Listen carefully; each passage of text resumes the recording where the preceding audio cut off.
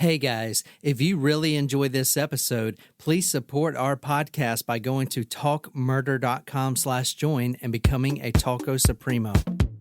All right, guys, here we go. Episode 2. This is Dr. Linda Hazzard's crazy fasting routine that has been killing all these people. Now, in the first episode, we basically talked about the two sisters, Claire and Dora.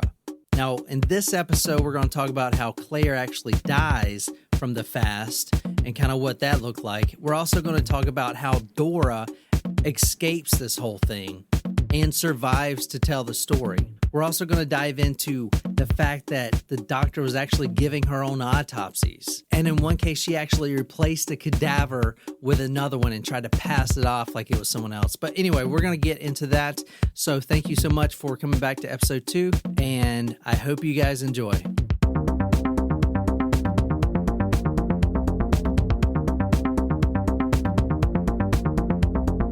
The doctor finally suggests, and Dora actually gave in. So she goes to the younger sister, and the younger sister, Dora, says, it might be a good thing to have my valuables in a safe. And then the doctor says, oh, and don't forget those rings, that you know, the rings that you brought with you. She slipped the diamonds off Dora Williamson's thin fingers and smiled sweetly. So now you know. Okay, so seriously, there's an awesome documentary on Amazon Prime. I forget what the actual name of it was called. Something about like guardianship, or I forget what the name of it was.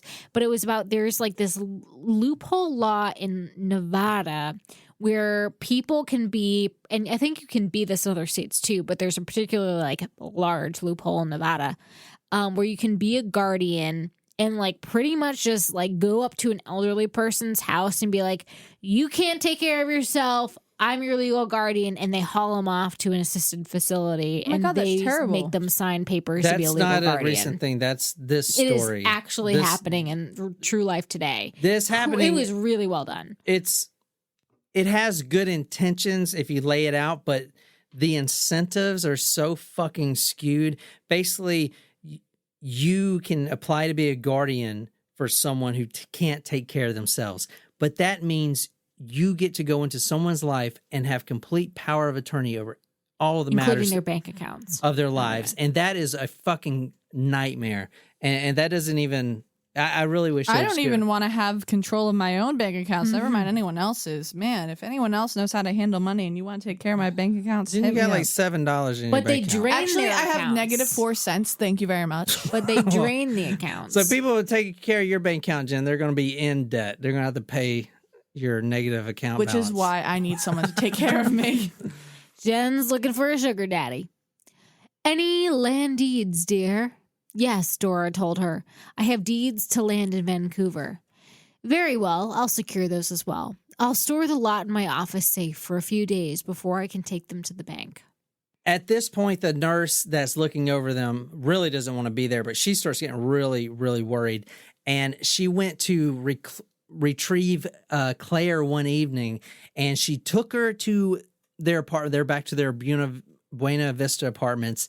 She went into the bathroom and looked in the bathtub where they do the enemas all day, and there was a pail, like a bucket, right? And usually the bucket is full of liquid water because if you're not eating anything but broth, There's nothing coming out of your colon. Yeah, exactly. So there's nothing there. What else could be there? Well, the nurse actually went into the bathroom and saw in the pail little white milky particles. Ooh. Okay. So what has she been eating? Exactly. That was the Or first does thing. she have a disease? That was the first thing the nurse thought of, is like, why is there anything in there? Did you ever see anything like it before in an enema? No, I never have, Clara answered flatly. She tilted the pail slightly to see its contents under more light. She shook her head. She was mystified. What do you suppose it could be? Nellie Sherman asked once more. I'm sure I don't know. I have no idea. Well, it can't be food because there was no food in her stomach. It looked so peculiar to me. Okay, now we're at day 40 of not eating whatsoever. She's got all the land deeds and a complete power of attorney. Now, I'm not. How did she get them to sign that over? She was just talking to him while they were fucking weak as fuck. I mean, they can't even read or do anything. They're in and out of consciousness. All you got to be like, hey, sign this. This is a letter to your sister. And then it's really a power of attorney. I mean, it's just so easy. And I'm not going to bring this aspect into the story, but she did have a husband that was also an accomplice in this. And he has a very, very, very sketchy past. So they were both fucking very sketchy. They were entrepreneurs. Yeah, entrepreneurs. Now, this is day 40. Day 40, and Dora is completely fucking insane. Oh, my God. Doctor, she's been like this all morning, Nurse Sherman said as Dr. Hazzard began to pat Dora's face. Dear, listen to me. You must come out of this now. Dora murmured something incomprehensible. It's your brain, dear, she declared. Your trouble is not your body, but your brain. There's been a reason why doctors haven't been able to figure out what is wrong with your health. It is your brain. Dora looked up and nodded. Yes, my brain. I am hopeful she will come out of this, but it is very delicate. We must wait for the poisons to leave the body, thus restoring the mind, Dr. Hazzard told her. This is April. It's right at day 40. And the sanitarium actually opens on April 21st, 1911.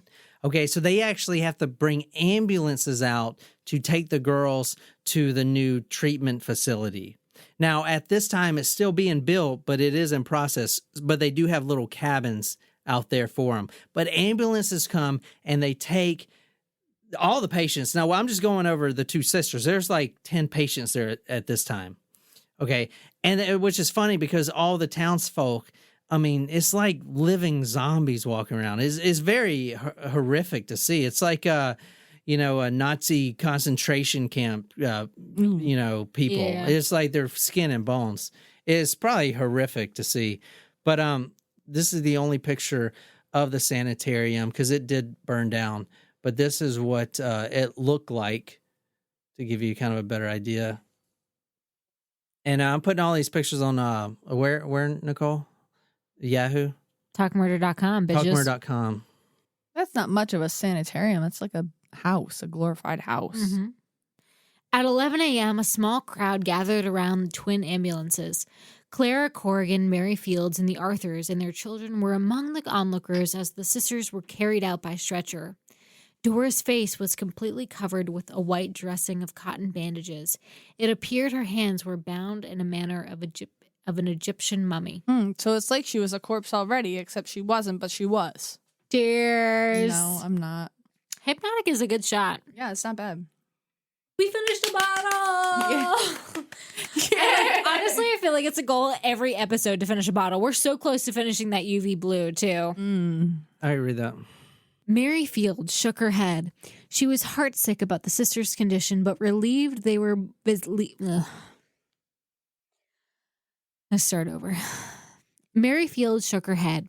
She was heartsick about the sisters' condition, but relieved they were leaving Buena Vista. She took one long...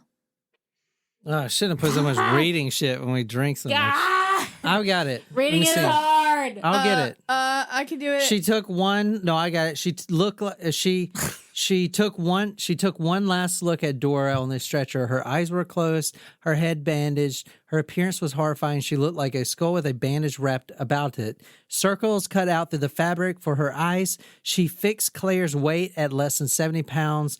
Dora slightly heavier. She didn't expect to see either of them again. Now, this is in back of the ambulance when one of the passerbys sees them. And, of course, Dr. Linda Hazzard's there and her attorney, John Arthur, he was a lawyer. He was the doctor's lawyer. He opens the back of the ambulance door. He jumps back there in Claire's ambulance. He pulls out a sheet of paper and a fountain pen, okay?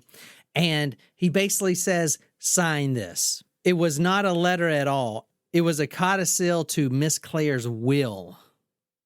Okay, that was her will, basically given the power of attorney on all of her possessions right there in the back of the ambulance. How shady that is.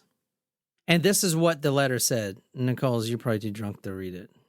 I can read it. The actual one is very sloppy because she doesn't have any energy to write. Dear Margaret, in the event of my death, my books and jewels are hereby given to you for disposition according to your own judgment and discretion.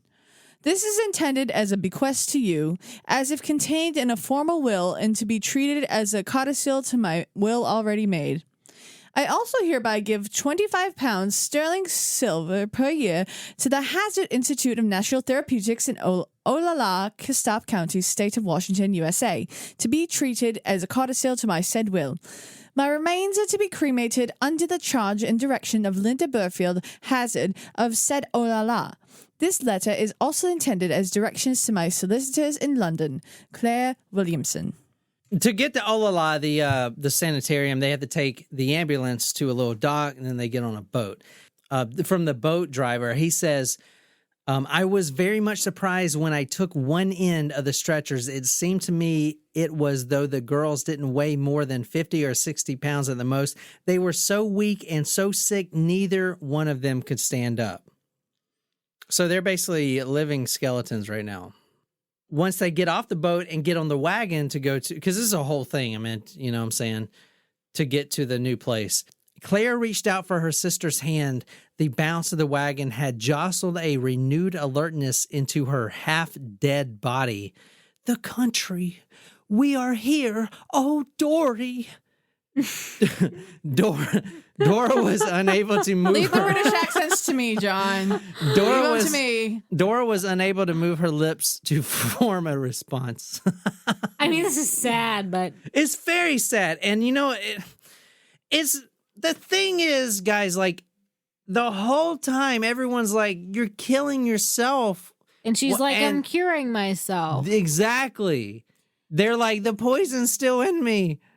I don't want to eat until the poison's gone." And they're literally wasting away. This is literally fad diets today. I mean, it really is. Okay, now the savior of this, the one who actually breaks this whole thing and brings this woman down, basically, is this Australian woman. Now, she was, at the time, and the book calls her a sister of them, but she's actually the hired housemaid, you know, like a nanny almost. Her name is Margaret Conway. Her name is Sorry, I'm drunk. Her name is Margaret Conway. This is honest. And she has been the nanny of these two girls since they were pooping out their poop holes in little diapers. I mean, since they were little babies, she's been taking care of them. Mm-hmm. You know how like rich people have that one nanny? You remember like Fresh Prince of Bel-Air where what's that the butler's name? Jeffrey. Jeffrey. Yes. Yeah. So you remember, like, he's there always when the kids are going to elementary school, when they're getting their first blowjobs, you know, when they're. Now this is a story all about how my life got turned upside down. Okay. I'd like to take a second if you see right there. So anyway, she was there since day one. So she gets a telegram. Now, she knows these girls more than anything. Now, this is what the telegram said. And you guys already know that there's some shady shit going on. If you want to read this, Nicole, it's one line. You can manage it. Deep breath. Come SS Marama, May 8th, first class, Claire. Now, if you read the book, you'll see that someone of such elegance and class like Claire Williamson would never, she would never, ever write a certain word in this. Do you know what it is? SS? Come. No. What? No. First class. First class. As soon as the house, the woman, the nanny, the woman that's always been there, that knows these girls, since the woman that has known these girls since birth, since they're walking around in diapers, she knows them more than anything else. She saw that this telegram said first class, and she immediately knew something was wrong. Because Claire Williamson would never write first class on anything. She didn't like too classy for that? She was too classy for that. Exactly. It's like a rich person saying, you come on my... It's like Warren Buffett, like so rich. He's like, oh yeah, hop on my private jet. Ha. It's like, no shit, you have a private jet. You're worth $80 billion. But he would never say that. He'd be like, come with me. Yeah, exactly. And you'd find yourself it's on a the same private thing. jet. So, you know, like the guys that, like us, like we own these private jets. Like we would never... we. Is this something Let me that just I'm say, not finding out we are about? Like, you guys not having some wealthy. fun somewhere? We are Did you guys already many get? thousands of dollars in debt. Did but, you like know, already get your yacht murder to Yeah. me? And We you are like far away from Okay, yacht murder to me, the but book- it's still a pipe dream. The book says the very idea of it ate her. A woman of means, a woman born into wealth. Claire was not the type to flaunt it in any way. It just was. Margaret pondered the words a bit more. She couldn't let it lie. She decided to make inquiries. This is when it starts coming down. Now, what I really didn't convey is Dr. Linda Hazzard is a very demanding, commanding presence, right? Like what she's so confident in herself. Like when you go, she walks into a room, like everyone's just like, oh shit, you know what I'm saying? Like no one's gonna question her on anything. I mean, she has patients dying and no one's questioning her authority, right? She's very commanding. But what she didn't know is this nanny that cared so much for these two sisters was like her match, right? Her whatever. And in this corner, we have Dr. Linda Hazzard, the founder of the Fasting Cure.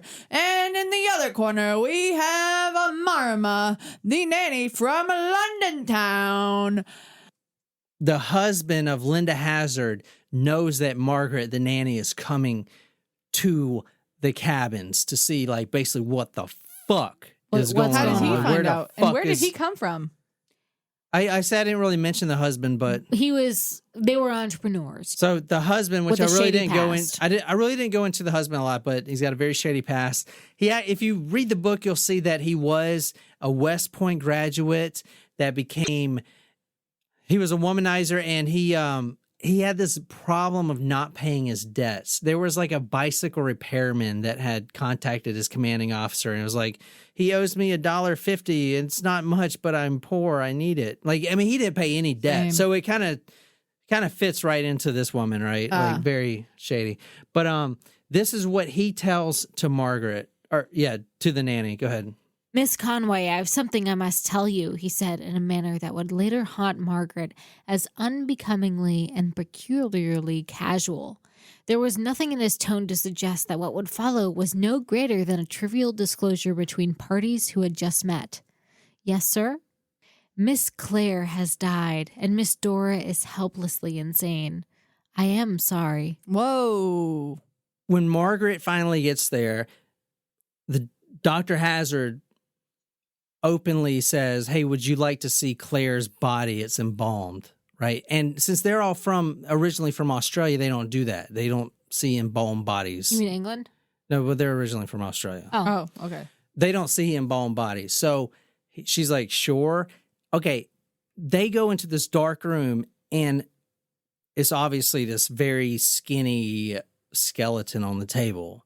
But she noticed one thing. She Had a feeling? almost had a very strong feeling that wasn't Claire at all. Ooh. And in fact, the thing about this is the Dr. Hazzard would perform her own autopsies.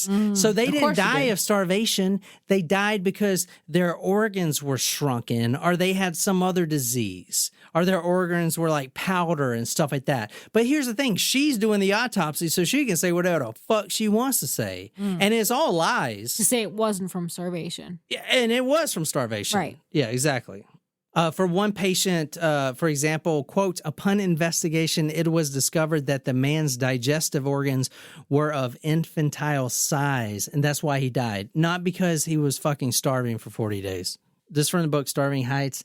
Margaret would never forget what she saw. She would try to eliminate the sight from her mind over and over. At night, she would imagine an English wildflower field running for miles to the sea.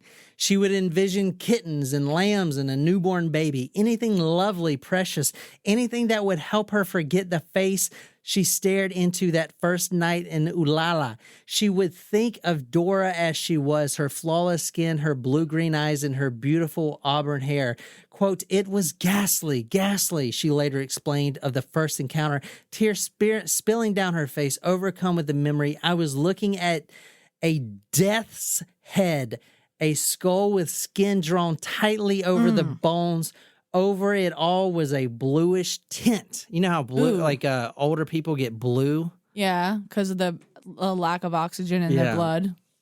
So, I mean, you saw the picture, Dora. Go to talkmurder.com, see that picture. It's or just Google skeleton in Google, and it's the same picture, I promise you. The Crypt Keeper. Yeah, the Crypt Keeper.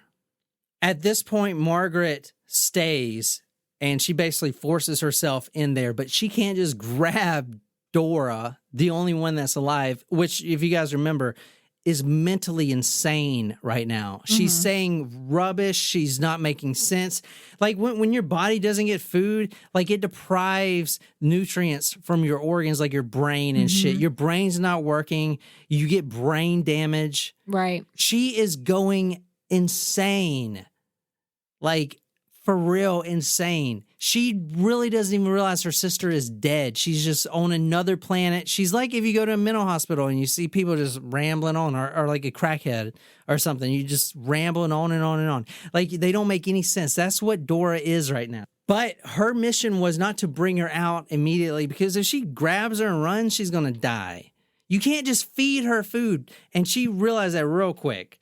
Her body's not going to accept it. Right. And this is what I'm talking about. She would, when the doctor was away, she devised this plan to start like putting cream into her broth. And it was a real slow process. But, sneaking little things of food in there to at least jumpstart the system back so she can eat again. But this is, for instance, what eating peas would be like for Dora at this time. As seconds slipped into excruciating minutes, then 5, sometimes 10, Dora struggled with a single pea as she tried to remove the skin with her fingernails.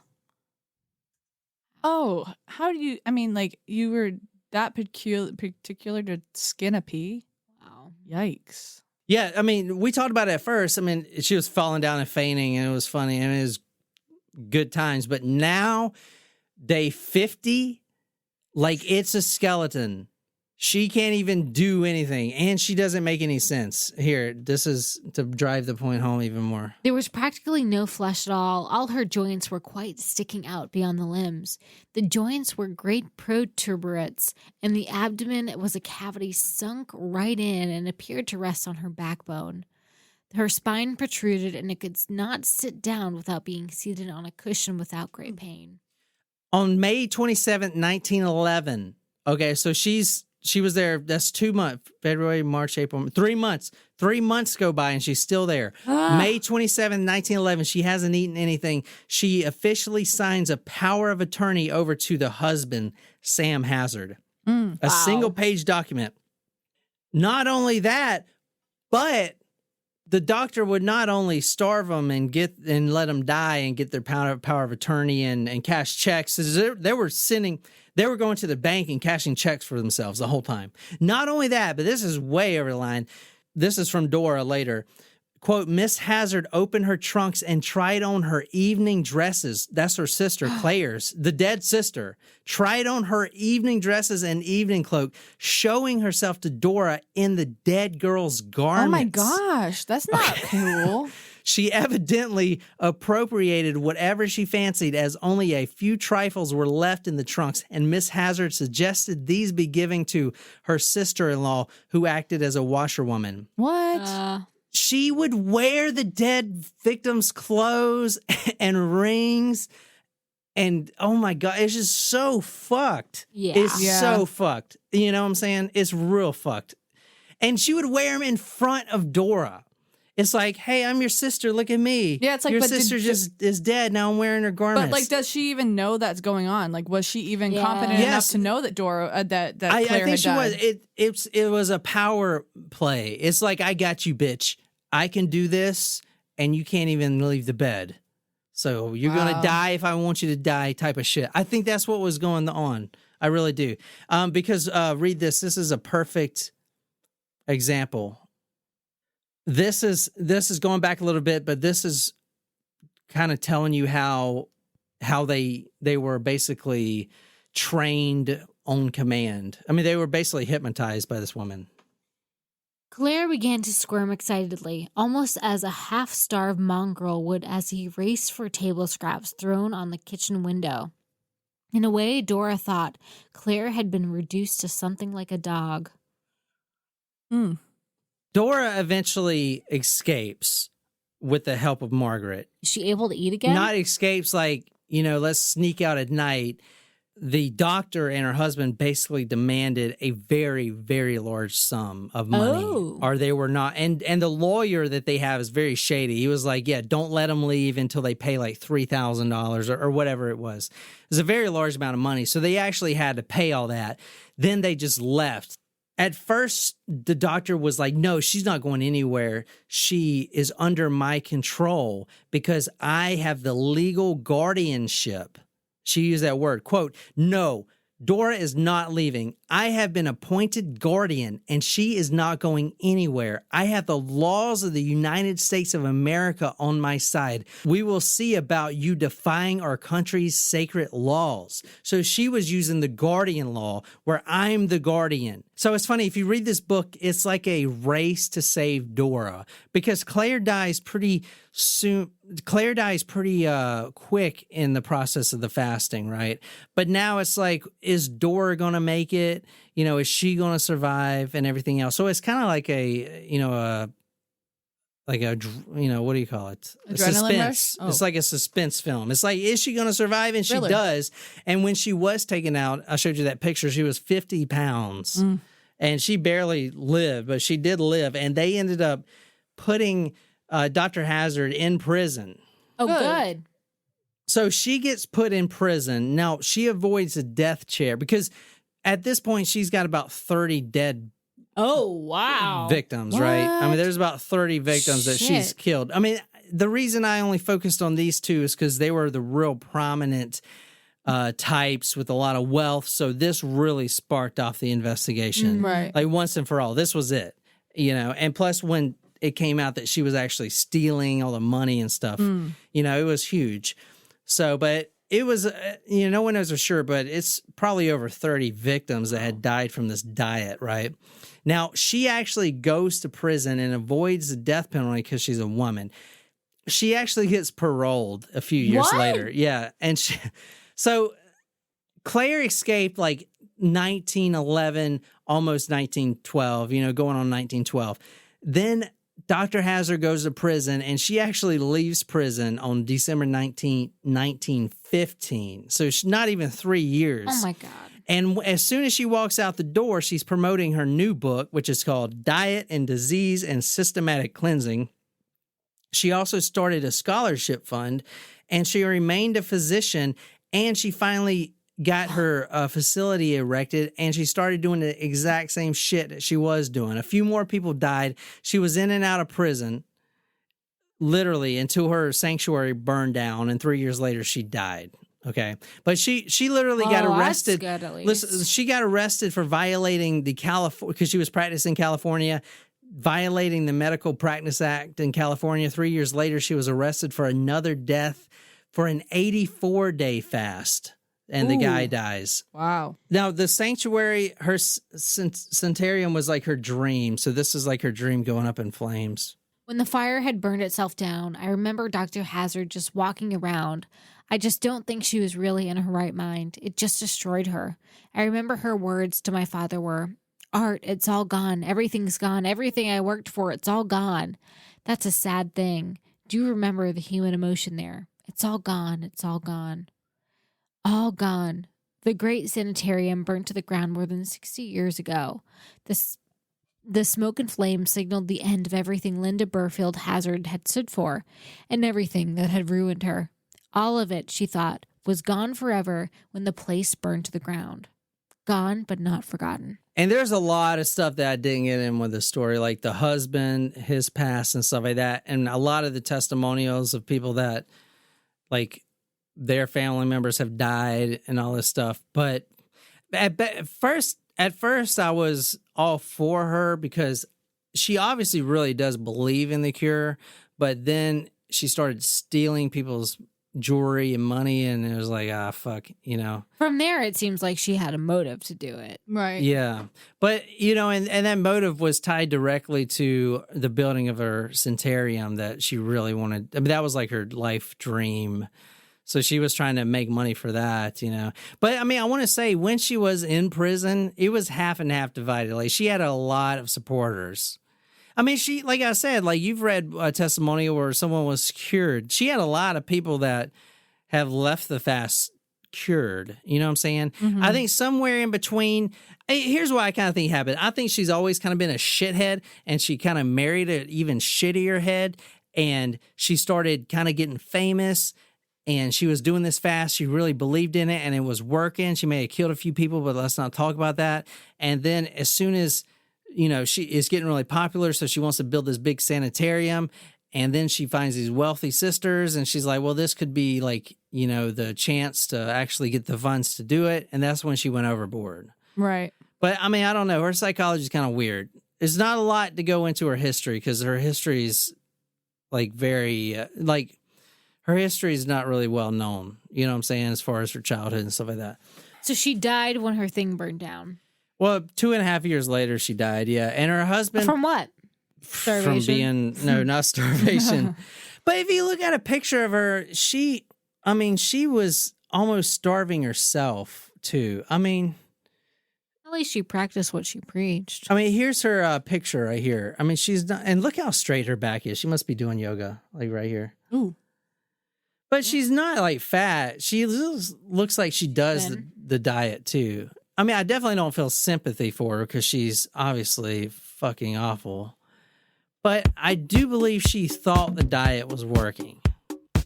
And it did work a lot of times. It's either you got a 50-50 chance. Either you'll be cured of everything or you're dead. Yeah. I mean, I think if she just had the proper waivers, you know, like paperwork. No, there's still the whole stealing thing. Yeah. Well, the guardianship thing. Yeah. So, you know, it's funny because that Las Vegas thing on Netflix, you know, she claimed guardianship. So I thought that was a more recent thing. But obviously, this is going back to 1900s. She's claiming guardianship, you know. So, I mean, I don't know why that is still a thing. I guess it works in some cases, but, you know, it's just fucked. Anyway, that's my story. If you enjoyed this episode, be sure to hit that subscribe button on whatever podcasting app you use. If you like this story, you can follow us on social media, Facebook, Twitter, Instagram. If you're absolutely obsessed with this podcast and want to become our stalker, go to talkmurder.com/join, become a Taco Supremo, get a badass t-shirt, sticker swag, a lot of love, shout it out all over the place. Tell me what story you want me to do. I'll research it, dedicate it to you on the Talk Murder Me podcast. My name is John, here with Jen and Nicole. And until next time, good night, you lovely, lovely people.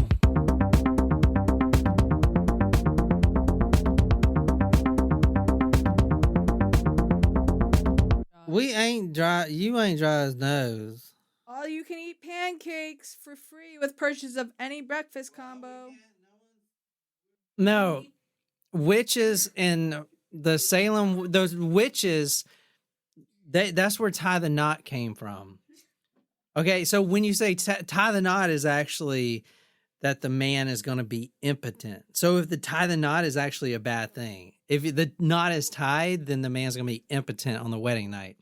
But the only way to untie the knot is to pee through your wife's wedding ring.